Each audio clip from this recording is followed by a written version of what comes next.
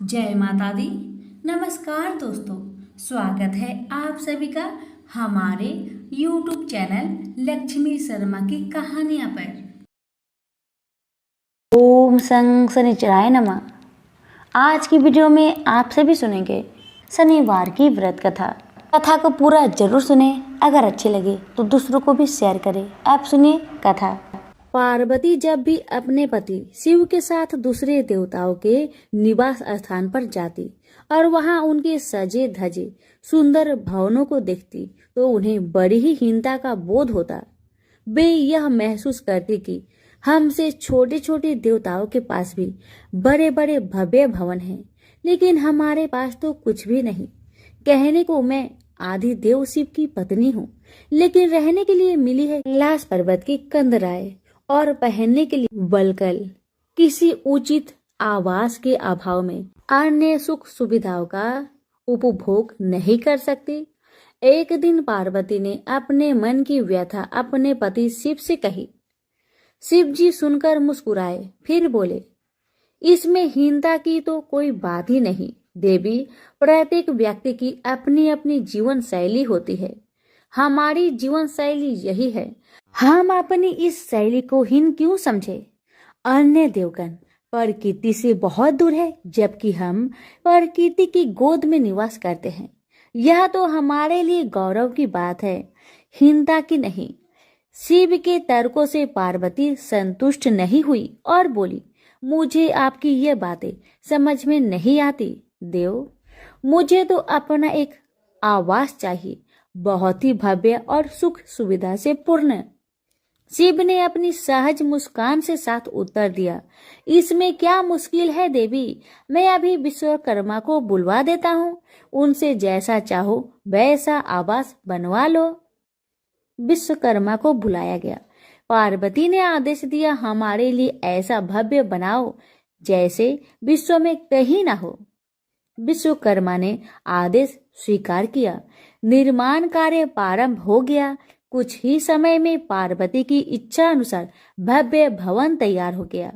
अपने भवन को देखकर पार्वती अति प्रसन्न हुई। गृह प्रवेश की तैयारी होने लगी। पार्वती चाहती थी गृह प्रवेश के समय सभी प्रमुख देवता हमारे यहाँ उपस्थित रहे। शिव ने अपनी सहमति दे दी। सभी प्रमुख देवी देवताओं को आमंत्रण भेजा गया। यह प्रवेश के समय वे सब कैलाश पर्वत पर आ गए। उन्होंने पार्वती के भव्य भवन की भूरी भूरी प्रशंसा की, लेकिन विश्वनेत्री ब्रह्मा खामोश रहे। जब सब देवी देवता जाने लगे तो पार्वती ने ब्रह्मा जी से पूछा, देव क्या आपको यह आवास पसंद नहीं आया। ब्रह्मा जी ने आश्चर्य व्यक्त करते हुए पार्वती से ही प्रश्न किया, देवी मैंने कब ऐसा कहा। आपके चेहरे की भाव भंगिमा कुछ ऐसे कह रही है प्रभु। पार्वती ने अपनी शंका स्पष्ट की। फिर ब्रह्मा जी को मौन देखकर पार्वती ने अपनी बात आगे बढ़ाई, तो आप कुछ संकोच कर रहे हैं, स्पष्ट कहिए क्या बात है। ब्रह्मा जी ने तनिक रुककर उत्तर दिया, देवी और तो सब ठीक है, लेकिन इस प्रसाद पर शनि की कुदृष्टि है। इतना कहकर वे वहां से चले गए। पार्वती ने ब्रह्मा जी की बात शिव को बतलाई तो वे कुछ चिंता में पड़ गए। पार्वती ने पूछा, प्रभु शनि की दृष्टि से क्या हो सकता है, यह प्रसाद जल सकता है। भगवान शिव ने उत्तर दिया, हाँ। यह सुनकर पार्वती भी चिंतित हो गई और बोली, प्रभु इसके लिए कोई उपाय कीजिए। शिव ने निराश व्यक्त की, शनि की दृष्टि को हटाना सरल नहीं है देवी। शिव का उत्तर सुनकर पार्वती आवेश में आ गई और बोली, सरल क्यों नहीं है। आप अभी शनि लोक जाइए और शनि देव से कहिए कि वह हमारे प्रसाद से अपनी कुदृष्टि हटा ले। यदि वह मान जाए तो आप तत्काल उसे कोई वरदान दे दीजिएगा, और यदि न माने तो आप अपना डमरू जोर से बजा दीजिएगा। मैं स्वयं अपने प्रसाद को आग लगा दूंगी। यदि प्रसाद को जलना ही है तो यह मेरे हाथों से जलेगा, शनि की कुदृष्टि से नहीं। इसके बाद मैं शनि को श्राप दूंगी। पार्वती की इच्छा अनुसार शिव शनि लोग गए। वहां शनि देव ने उनकी अभ्यर्थना की और आदर के साथ आसन पर बैठाया। आसन ग्रहण करने के बाद शिव ने अपने आने का प्रयोजन बताया। देवी पार्वती ने जो प्रसाद बनवाया है उस पर तुम्हारी कुदृष्टि है, अतः वे चाहती है कि तुम उधर से अपनी कुदृष्टि हटा लो। शनि देव ने करवध होकर निवेदन किया, आप निश्चिंत रहे देव, माता पार्वती के प्रसाद पर कुदृष्टि डालने का मैं दुस्साहस नहीं कर सकता। शनि से आश्वासन पाकर शिव प्रसन्न हो गए। शनि, मैं तुमसे प्रसन्न हूँ, तुम जो चाहे वर मांग सकते हो, भोलेनाथ ने कहा। शनि ने विनम्र भाव से कहा, प्रभु आपका दिया हुआ सब कुछ मेरे पास है, अब मैं और क्या मांगू। हाँ, एक इच्छा अवश्य है, वह है आपका तांडव नृत्य देखने की। बहुत दिन हो गए उसे देखे हुए, आप अपना नृत्य दिखला सके तो कृपा होगी। शनि का यह अनुरोध शिव को अच्छा लगा। उन्होंने तत्काल अपना डमरू उठा लिया और लगे नृत्य करने। भोले भंडारी ये भी भूल गए कि पार्वती ने डमरू की आवाज सुनकर अपने नवनिर्मित प्रसाद को जला देने की बात कही थी। बस डमरू बजा बजा कर नृत्य करते रहे। उधर पार्वती ने जब कैलाश पर डमरू की ध्वनि सुनी तो उन्होंने सोचा कि शनि ने अपने कुदृष्टि हटाना अस्वीकार कर दिया है, अतः वे बहुत दुखी हुई। उन्हें लगा कि यदि मैं तत्काल अपने नवनिर्मित आवाज को आग लगा दूंगी तो वह शनि की कुदृष्टि से बच जाएगा। अतः उन्होंने स्वयं ही अपने प्रसाद में आग लगा दी। वह धू धू करके जल उठा। प्रसाद को जलता देख पार्वती का शनि पर क्रोध धीरे धीरे बढ़ने लगा। अब वे उसे श्राप देने को तैयार हो गई, लेकिन उसी समय भगवान शिव वहां पहुंच गए। उन्होंने प्रसाद को जलते देखा तो वे आश्चर्यचकित रह गए। उनकी समझ में ही नहीं आया कि यह कैसे हो गया। फिर अचानक उन्हें सब कुछ स्मरण हो गया। अपनी भूल का उन्हें एहसास हुआ। उन्होंने पार्वती को सब कुछ सुनाया। सच्चाई जानकर पार्वती को भी अपनी जल्दबाजी पर दुख हुआ। अब शनि को श्राप देने का कोई अर्थ नहीं था। प्रत्यक्ष उसका कहीं कोई अपराध नहीं था। फिर भी पार्वती और शिव को यह लग रहा था कि यह सब हुआ शनि की कुदृष्टि से ही, लेकिन स्थिति को देखते हुए वे दोषी नहीं ठहरा सकते। प्रेम से बोलिए शनि महाराज की जय। उमापति शंकर भगवान की जय। पिपलाद ऋषि का नाम आप सभी ने सुना होगा। वह महर्षि दधीचि के पुत्र थे। महर्षि दधीचि जिन्होंने अपनी हड्डियों का दान कर दी थी, जिससे इंद्र का वज्र बनाकर और वृतासुर का संहार संभव हो पाया था। यह घटना ब्रह्म पुराण की है। शमशान में जो महर्षि दधीचि के मांस पिंड का दाह संस्कार हो रहा था तो उनकी पत्नी अपने पति का वियोग सहन न कर पाई और पास में स्थित पीपल के वृक्ष की कोटर में जो जड़ों के कारण एक गड्ढा बन जाता है, उसमें अपने 3 वर्ष के बालक को रखकर स्वयं चीता पर सती हो गई। इस प्रकार महर्षि दधीचि और उनकी पत्नी का बलिदान हो गया। किंतु पीपल की कोटर में रखा बालक भूख प्यास से तड़पने लगा और चिल्लाने लगा। जब कोई वस्तु से नहीं मिली तो कोटर में गिरे हुए पीपल के फल खाकर वह बड़ा होने लगा। एक दिन देवऋषि नारद वहां से गुजर रहे थे। नारद जी ने पीपल की कोटर में बालक को देखकर उससे उसका परिचय पूछा। बालक ने अपना परिचय दिया और बताया कि मैं नहीं जानता कि मैं कौन हूँ। नारद ने पूछा, तुम्हारा जनक कौन है? तब बालक भी उसी तरह का उत्तर दिया कि वह नहीं जानता कि उसके जनक कौन है। तब नारद जी ने अपना ध्यान धरकर उस बच्चे के बारे में पूरी जानकारी निकाली और उसे बताया कि तुम महान दधीचि के पुत्र हो। तुम्हारे पिता की अस्थियों का वज्र बनाकर ही देवताओं ने असुरों पर विजय प्राप्त की थी।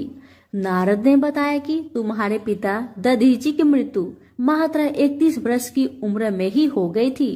बालक ने अपने पिता की अकाल मृत्यु के बारे में जानना चाहा। तब नारद जी ने बताया कि उन पर आई इस विपत्ति का कारण शनिदेव की महादशा थी। नारद जी ने उस बालक को पिप्पलाद नाम दिया क्योंकि वह पीपल के पत्ते और उसका गुदा खाकर बड़े हुए थे। उसके बाद नारद जी ने उसे दीक्षित किया। नारद जी के जाने के बाद उस बालक ने, जिसका नाम पिप्पलाद था, ब्रह्मा जी की घोर तपस्या की। ब्रह्मा जी ने जब बालक से वर मांगने के लिए कहा तो पिप्पलाद ने अपने दृष्टि मात्र से किसी को भी जलाने की शक्ति मांगी। ब्रह्मा जी ने उसे वरदान दे दिया। ब्रह्मा जी के वरदान के बाद पिप्पलाद ने सबसे पहले शनि देव का आह्वान किया और उन्हें अपने सामने प्रस्तुत किया। सामने पाकर उन्होंने शनि देव को भस्म करना शुरू कर दिया। शनि देव शरीर से जलने लगे।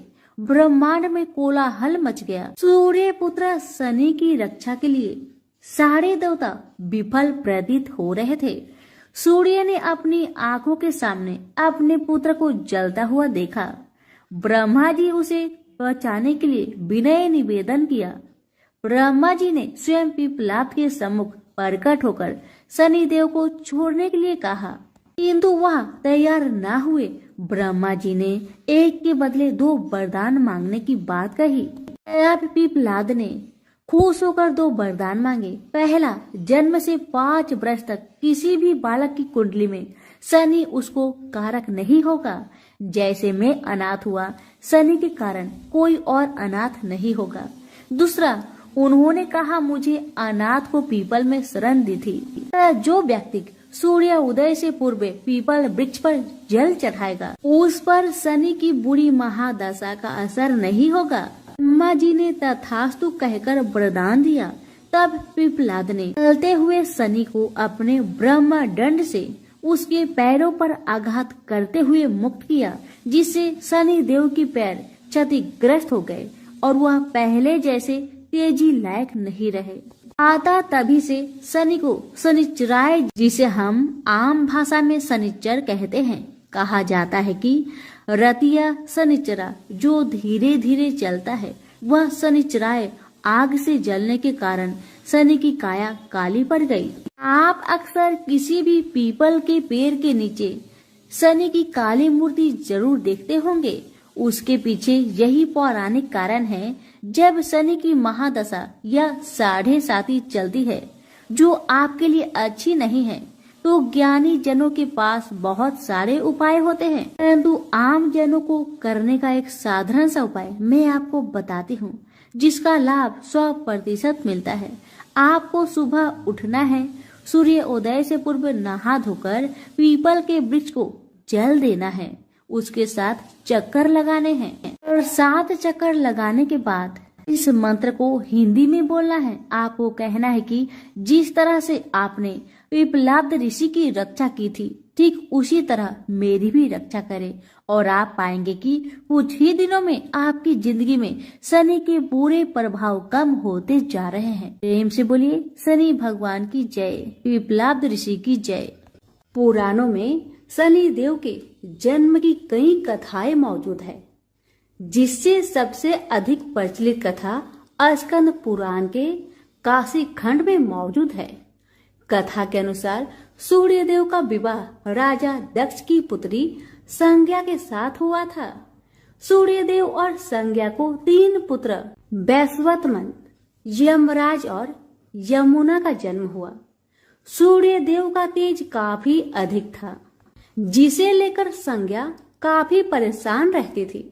वे सूर्य देव की अग्नि को कम करने का उपाय सोचती रहती थी। सोचते सोचते उन्हें एक उपाय सूझा और उन्होंने अपनी एक हमशक्ल बनाई, जिसका नाम उन्होंने स्वर्णा रखा। स्वर्णा के कंधों पर अपने 3 बच्चों की जिम्मेदारी डालकर संज्ञा जंगल में कठिन तपस्या के लिए चली गई। संज्ञा की छाया होने के कारण सूर्य देव को कभी स्वर्णा पर शक नहीं हुआ और स्वर्णा एक छाया होने के कारण उसे भी सूर्य देव की तेज से कोई परेशानी नहीं हुई। उधर संज्ञा तपस्या में लीन थी। वही सूर्य देव और स्वर्णा से 3 बच्चे मनु, शनिदेव और भद्रा का जन्म हुआ। हिंदू धर्म में यह कथा काफी प्रचलित है। कहा जाता है एक बार भगवान सूर्यदेव पत्नी स्वर्णा से मिलने आए। सूर्यदेव के तप और तेज के आगे शनिदेव महाराज की आंखें बंद हो गई और वे उन्हें देख नहीं पाए। वहीं शनिदेव की वर्ण को देख भगवान सूर्य ने पत्नी स्वर्णा पर शक करते हुए कहा कि ये मेरा पुत्र नहीं हो सकता। ये बात सुनते ही शनिदेव के मन में सूर्य देव के लिए शत्रु भाव पैदा हो गए, जिसके बाद उन्होंने भगवान शिव की कठिन तपस्या करनी शुरू कर दी। शनिदेव की कठिन तपस्या के बाद भगवान शिव प्रसन्न हुए और उन्हें वरदान मांगने को कहा। इस बात पर शनिदेव ने शिव जी से कहा कि सूर्य देव मेरी माँ का अनादर और प्रताड़ित करते हैं, जिस वजह से उनकी माता को हमेशा अपमानित होना पड़ता है। उन्होंने सूर्य देव से ज्यादा शक्तिशाली और पूजनीय होने का वरदान मांगा। शनिदेव की इस मांग पर उन्होंने शनिदेव को 9 ग्रहों का स्वामी होने का वरदान दिया। उन्हें सबसे श्रेष्ठ स्थान की प्राप्ति हुई।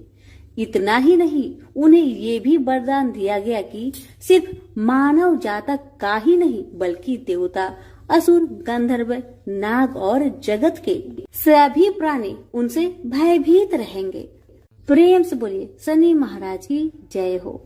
एक ब्राह्मण को सपने में नीली घोड़ी पर नीले कपड़े पहने एक आदमी दिखाई देता है और कहता है, हे ब्राह्मण देवता, मैं तेरे लगूंगा। ब्राह्मण घबरा कर उठ गया। अगले दिन यही सपना उसे फिर आता है। यह सपना उसे रोज आने लगा। वह परेशान हो गया और चिंता के मारे दुबला होने लगा। उसकी पत्नी ने कारण पूछा तो उसने सपने के बारे में बताया। ब्राह्मणी बोली, वे अवश्य ही शनि महाराज होंगे। अब की बार देखे तो कहना लग जाओ, पर 1.25 पहर से ज्यादा मत लगना। उस दिन सपना आने पर ब्राह्मण ने कहा, लग जाओ, पर कितने समय के लिए लगोगे? शनि जी बोले, 7.5 वर्ष का लगूंगा। ब्राह्मण ने कहा, क्षमा करे शनि जी, इतना भारी तो मुझसे झेला नहीं जाएगा। तब शनि जी बोले, तो 5 वर्ष का लग जाऊंगा। ब्राह्मण बोला, यह भी मेरे लिए ज्यादा है। शनि जी बोले, 2.5 साल का लग जाओ। ब्राह्मण ने मना किया तो शनि जी कहने लगे, 1.25 पहर का तो लगूंगा ही, इतना तो कोढ़ी, कलंगी, भिखारी के भी लग जाता हूँ। तब ब्राह्मण ने कहा, ठीक है। ब्राह्मण को 1.25 पहर की शनि की दशा लग गई। ब्राह्मण ने नींद से जाकर ब्राह्मणी से कहा, मेरी 1.25 पहर शनि की दशा लग गई है, इसलिए मैं जंगल में जाकर यह समय बिताऊंगा। मेरे लिए खाने पीने का सामान बांध दे। मेरे पीछे से किसी से लड़ाई झगड़ा ना हो, इसका ध्यान रखना। ज्यादातर घर में ही रहना, बच्चों का भी ध्यान रखना। इस 1.25 पहर के समय में कोई गाली भी दे तो चुपचाप सुन लेना, बहस मत करना। यह सब समझाकर ब्राह्मण जंगल में चला गया। जंगल में ब्राह्मण एक पीपल के पेड़ के नीचे बैठ गया और हनुमान जी का पाठ करने लगा। 1 पहर बीत गया। ब्राह्मण ने सोचा बाकी बचा समय रास्ते में बीत जाएगा, इसलिए वहां से चल दिया। रास्ते में एक बाड़ी में मतीरे लगे देखे। माली से एक मतीरा खरीदा, पोटली में बांधा और आगे बढ़ा। आगे एक आदमी मिला जो असल में शनिदेव थे। ब्राह्मण से पूछा, पोटली में क्या है? उसने कहा, मतीरा है। शनिदेव बोले, दिखाओ। ब्राह्मण ने पोटली खोली। उसमें राजकुमार का कटा हुआ खून से लथपथ सिर। शनिदेव ब्राह्मण को राजा के पास ले गए और कहा कि इस ब्राह्मण ने राजकुमार की हत्या कर दी है। इसके पास पोटली में राजकुमार का सिर है। राजा ने कहा, मैं यह नहीं देख सकता, इस ब्राह्मण को सूली पर चढ़ा दो। राजा के यहाँ हाहाकार मच गया। ब्राह्मण को सूली पर चढ़ाने से पहले पूछा गया कि उसकी कोई आखिरी इच्छा हो तो बताए। ब्राह्मण ने सोचा इसी तरह 1.25 पहर पूरा करना होगा। उसने कहा वह रोज बालाजी की कथा सुनता है, मरने से पहले अंतिम बार बालाजी की कथा सुनना चाहता हूँ। ब्राह्मण को कथा सुनाने का प्रबंध किया गया। कथा कहते कहते 1.25 पहर पूरा हो गया। शनि की दशा टलते ही राजकुमार शिकार खेल कर लौटता हुआ दिखाई दिया। राजकुमार को आता देख राजा बहुत खुश हुआ, लेकिन उसे निर्दोष ब्राह्मण की हत्या का दोष लगने का डर सताने लगा। उसने तुरंत घुड़सवार सैनिकों को ब्राह्मण को आदर सहित ले आने के लिए भेजा। ब्राह्मण राज दरबार में आया तो राजा ने क्षमा मांगी और पोटली दिखाने के लिए कहा। पोटली खोली तो उसमें मदिरा था। राजा ने इन सब के बारे में पूछा तो ब्राह्मण ने बताया, मुझे 1.25 पहर की शनिचर की दशा लगी थी, इस कारण यह सब तमाशा हुआ। राजा ने पूछा, यह दशा कैसे टलती है? ब्राह्मण बोला, राजा ये सेठ के लगे तो काला हाथी या काला घोड़ा दान करे, गरीब के लगे तो पीपल की पूजा करे तब बोले, साजा शनिचर कहिए जाके पाव सदा ही पड़िए। शनि की कहानी सुने, तिल का तेल और काला उड़द दान करे, काले कुत्ते को तेल से चूपर कर रोटी खिलाए तो शनिचर की दशा उतर जाती है। राजा ने उसे मदिरा वापस दे दिया। घर आकर ब्राह्मण ने मदिरा काटा तो उसके बीज की जगह हीरे मोती निकले। ब्राह्मणी ने पूछा, यह कहाँ से लाए? आप तो कह रहे थे शनि की दशा लगी है। ब्राह्मण ने कहा, जब दशा लगी थी तो यही मदिरा राजकुमार का सिर बन गया था। उतरती दशा के शनि जी निहाल कर गए। हे शनि देवता, जैसे ब्राह्मण के शनि की दशा लगी वैसे किसी के ना लगे, निहाल सबको करे। प्रेम से बोलिए शनि महाराज की जय हो। एक समय स्वर्गलोक में सबसे बड़ा कौन, ये प्रश्न पर 9 ग्रह में वाद विवाद हो गया। विवाद इतना बढ़ा कि परस्पर भयंकर युद्ध की स्थिति बन गई। निर्णय के लिए सभी देवता देवराज इंद्र के पास पहुंचे और बोले, हे देवराज, आपको निर्णय करना होगा कि हम में से सबसे बड़ा कौन है। देवताओं का प्रश्न सुनकर देवराज इंद्र उलझन में पड़ गए। इंद्र बोले, मैं इस प्रश्न का उत्तर देने में असमर्थ हूँ। हम सभी पृथ्वी लोक में उज्जैनी नगरी में राजा विक्रम आदित्य के पास चलते हैं। देवराज इंद्र सहित सभी ग्रह उज्जैनी नगरी पहुँचे। महल में पहुंचकर जब देवताओं ने उनसे अपना प्रश्न पूछा तो राजा विक्रमादित्य भी कुछ देर के लिए परेशान हो उठे, क्योंकि सभी देवता अपनी अपनी शक्तियों के कारण महान थे। किसी को भी छोटा या बड़ा कह देने से उनके क्रोध की प्रकोप से भयंकर हानि पहुंच सकती थी। अचानक राजा विक्रमादित्य को एक उपाय सूझा और उन्होंने विभिन्न धातुओं स्वर्ण, रजत, कांसा, तांबा, सीसा, रांगा, जस्ता, अबरक व लोहे के 9 आसन बनवाए। धातुओं के गुणों के अनुसार सभी आसनों को एक दूसरे के पीछे रखवाकर उन्होंने देवताओं को अपने अपने सिंहासन पर बैठने को कहा। देवताओं के बैठने के बाद राजा विक्रमादित्य ने कहा, आपका निर्णय तो स्वयं हो गया।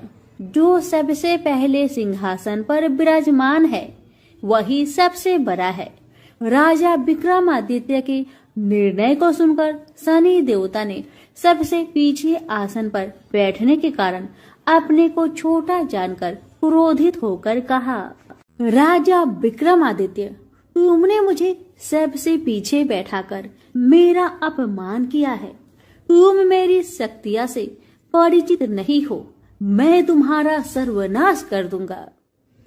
शनि देव ने कहा, सूर्य एक राशि पर 1 महीने, चंद्रमा 2.25 दिन, मंगल 1.5 महीने, बुध और शुक्र 1 महीने, बृहस्पति 13 महीने रहते हैं, लेकिन मैं किसी राशि पर 7.5 वर्ष 7.5 तक रहता हूँ। बड़े बड़े देवताओं को मैंने अपने प्रकोप से पीड़ित किया है। राम को 7.5 के कारण ही वन में जाकर रहना पड़ा और रावण को 7.5 के कारण ही युद्ध में मृत्यु का शिकार बनना पड़ा। राजा, अब तू भी मेरे प्रकोप से नहीं बच सकेगा।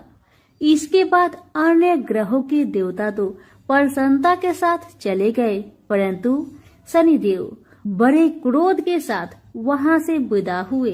राजा विक्रमादित्य पहले की तरह ही न्याय करते रहे। उनके राज्य में सभी स्त्री पुरुष बहुत आनंद से जीवन यापन कर रहे थे। शनिदेव अपना अपमान नहीं भूले। एक दिन राजा की परीक्षा लेने शनिदेव घोड़े के व्यापारी के रूप में राज्य पहुंचे। जब राजा विक्रमादित्य को इस बात का पता चला तो उन्होंने अपने अश्वपाल को कुछ घोड़े खरीदने के लिए भेजा। घोड़े बहुत कीमती थे। अश्वपाल ने जब वापस लौटकर इस संबंध में बताया तो राजा विक्रमादित्य ने स्वयं आकर एक सुंदर व शक्तिशाली घोड़े को पसंद किया। घोड़े की चाल देखने के लिए राजा उस घोड़े पर सवार हुए तो वह घोड़ा बिजली की गति से दौड़ पड़ा। तेजी से दौड़ता घोड़ा राजा को दूर एक जंगल में ले गया और फिर राजा को वहां गिराकर जंगल में कहीं गायब हो गया। राजा अपने नगर को लौटने के लिए जंगल में भटकने लगा, लेकिन उन्हें लौटने का कोई रास्ता नहीं मिला। राजा को भूख प्यास लगाई। बहुत घूमने पर उसे एक चारवाहा मिला। राजा ने उससे पानी मांगा। पानी पीकर राजा ने उस चारवाहे को अपनी अंगूठी दे दी। फिर उससे रास्ता पूछकर वह जंगल से निकलकर पास के नगर में पहुंचा। राजा ने एक सेठ की दुकान पर बैठकर कुछ देर आराम किया। उस सेठ ने राजा से बातचीत की तो राजा ने उसे बताया कि मैं उज्जैनी नगरी से आया हूँ। राजा के कुछ देर दुकान पर बैठने से सेठ जी की बहुत बिक्री हुई। सेठ ने राजा को बहुत भाग्यवान समझा और खुश होकर उसे अपने घर भोजन के लिए ले गया। सेठ के घर में सोने का एक हार खूंटी पर लटका हुआ था। राजा को उस कमरे में छोड़कर सेठ कुछ देर के लिए बाहर गया। तभी एक आश्चर्यजनक घटना घटी। राजा के देखते देखते सोने की उस हार को खूंटी निगल गई। सेठ ने कमरे में लौटकर हार को गायब देखा तो चोरी का संदेह राजा पर ही किया, क्योंकि उस कमरे में राजा ही अकेला बैठा था। सेठ ने अपने नौकरों से कहा कि इस परदेसी को रस्सियों से बांधकर नगर के राजा के पास ले चलो। राजा ने विक्रमादित्य से हार के बारे में पूछा तो उसने बताया कि उसके देखते ही देखते खूंटी ने हार को निगल लिया था। इस पर राजा ने क्रोधित होकर चोरी करने के अपराध में विक्रमादित्य के हाथ पांव काटने का आदेश दे दिया। राजा विक्रमादित्य के हाथ पांव काटकर उसे नगर की सड़क पर छोड़ दिया गया। कुछ दिन बाद एक तेली उसे उठाकर अपने घर ले गया और उसे अपने कोल्हू पर बैठा दिया। राजा आवाज देकर बैलों को हाँकता रहता। इस तरह तेली का बैल चलता रहा और राजा को भोजन मिलता रहा। शनि के प्रकोप की 7.5 पूरी होने पर वर्षा ऋतु प्रारंभ हुई। राजा विक्रमादित्य एक रात मेघ मल्हार गा रहा था कि तभी नगर के राजा की लड़की राजकुमारी मोहिनी रथ पर सवार उस तेली के घर के पास से गुजरी। उसने मेघ मल्हार सुना तो उसे बहुत अच्छा लगा और दासी को भेजकर गाने वाले को बुला लाने को कहा। दासी ने लौटकर राजकुमारी को अपंग राजा के बारे में सब कुछ बता दिया। राजकुमारी उसके मेघमल हार से बहुत मोहित हुई, अतः उसने सब कुछ जानकर भी अपंग राजा से विवाह करने का निश्चय कर लिया। राजकुमारी ने अपने माता पिता से जब यह बात कही तो वह हैरान रह गए। रानी ने मोहिनी को समझाया, बेटी, तेरे भाग्य में तो किसी राजा की रानी होना लिखा है, फिर तू उस अपंग से विवाह करके अपने पांव पर कुल्हाड़ी क्यों मार रही हो। राजकुमारी ने अपनी जिद नहीं छोड़ी। अपनी जिद पूरी कराने के लिए उसने भोजन करना छोड़ दिया और प्राण त्याग देने का निश्चय कर लिया। आखिर राजा रानी को बेबस होकर अपंग विक्रमादित्य से राजकुमारी का विवाह करना पड़ा। विवाह के बाद राजा विक्रमादित्य और राजकुमारी तेली के घर में रहने लगे। उसी रात स्वप्न में शनि देव ने राजा से कहा, राजा, तुमने मेरा प्रकोप देख लिया। मैंने तुम्हें अपने अपमान का दंड दिया है। राजा ने शनि देव से क्षमा करने को कहा और प्रार्थना की, हे शनिदेव, आपने जितना दुख मुझे दिया है अन्य किसी को न देना। शनिदेव ने कुछ सोचकर कहा, राजा, मैं तुम्हारी प्रार्थना स्वीकार करता हूँ। जो कोई स्त्री पुरुष मेरी पूजा करेगा, शनिवार को व्रत करके मेरी व्रत कथा सुनेगा, उस पर मेरी अनुकंपा बनी रहेगी। प्रातःकाल राजा विक्रमादित्य की नींद खुली तो अपने हाथ पांव देखकर राजा को बहुत खुशी हुई। उसने मन ही मन शनिदेव को प्रणाम किया। राजकुमारी भी राजा के हाथ पांव सही सलामत देखकर आश्चर्य में डूब गई। तब राजा विक्रमादित्य ने अपना परिचय देते हुए शनिदेव के प्रकोप की सारी कहानी सुनाई। सेठ को जब इस बात का पता चला तो दौड़ता हुआ तेली के घर पहुंचा और राजा के चरणों में गिरकर क्षमा मांगने लगा। राजा ने उसे क्षमा कर दिया क्योंकि यह सब तो शनिदेव का प्रकोप के कारण ही हुआ था। सेठ राजा को अपने घर ले गया और उसे भोजन कराया। भोजन करते समय वहां एक आश्चर्यजनक घटना घटी। सबके देखते देखते उस खूंटी ने हार उगल दिया। सेठ जी ने अपनी बेटी का विवाह भी राजा के साथ कर दिया और बहुत से स्वर्ण आभूषण, धन आदि देकर राजा को विदा किया। राजा विक्रमादित्य राजकुमारी मोहिनी और सेठ की बेटी के साथ उज्जैनी पहुंचे तो नगर वासियों ने हर्ष से उनका स्वागत किया। अगले दिन राजा विक्रमादित्य ने पूरे राज्य में घोषणा कराई कि शनिदेव सब देवों में सर्वश्रेष्ठ है। प्रत्येक स्त्री पुरुष शनिवार को उनका व्रत करे और व्रत कथा अवश्य सुने। राजा विक्रमादित्य की घोषणा से शनिदेव बहुत प्रसन्न हुए। शनिवार का व्रत करने और व्रत कथा सुनने के कारण सभी लोग की मनोकामनाएं शनिदेव की अनुकंपा से पूरी होने लगी। सभी लोग आनंद पूर्वक रहने लगे। तो प्रेम से बोलिए शनि भगवान की जय हो। महाकाली की जय। काली कालिका या महाकाली हिंदू धर्म की एक प्रमुख देवी है। वे मृत्यु, काल और परिवर्तन की देवी है। यह सुंदरी रूप वाली आदि शक्ति दुर्गा माता काला विकराल और भयप्रद रूप है, जिसकी उत्पत्ति असुरों के संहार के लिए हुई थी। उनको विशेषतः बंगाल, ओडिशा और असम में पूजा जाता है। हिंदू धर्म में मां काली का प्रमुख स्थान है। काली का अर्थ है समय और काल। ऐसा माना जाता है कि इनकी उत्पत्ति समय और काल पापियों के नाश के लिए हुई थी। समय और काल से कोई भी नहीं बच सकता, यह सभी को निकल जाता है।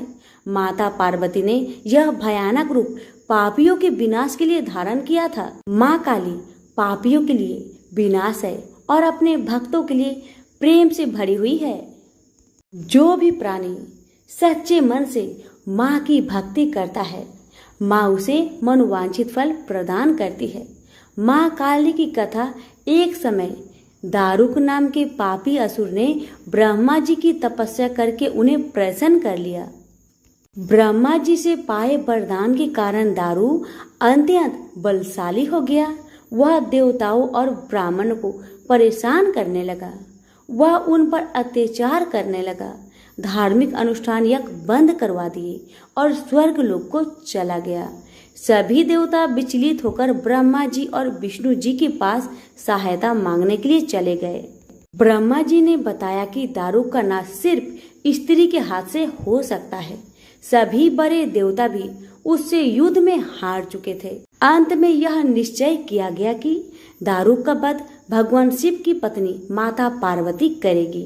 भगवान शिव ने अपनी तीसरा नेत्र खोलकर भयानक और प्रचंड महाकाली को जन्म दिया। उनका शरीर काले रंग का था और महाकाली के माथे पर तीसरा नेत्र और चंद्र रेखा थी। उनके हाथों में त्रिशूल और कई प्रकार के अस्त्र शस्त्र थे। महाकाली के प्रचंड रूप को देखकर सभी देवता थर थर कांपने लगे और वहां से भागने लगे। युद्ध में दारुक महाकाली से पराजित हुआ और इस तरह उस दुष्ट का अंत हुआ। महाकाली के भयानक रूप से चारों तरफ अग्नि की भयानक लपटें उत्पन्न हो गई। महाकाली की क्रोध को सिर्फ भगवान शिव ही रोक सकते थे, इसलिए उन्होंने एक बालक का अवतार लिया। भगवान शिव शमशान पहुंचे और वहां बालक के रूप में लेटकर रोने लगे। छोटे बालक को देखकर महाकाली का क्रोध शांत हो गया।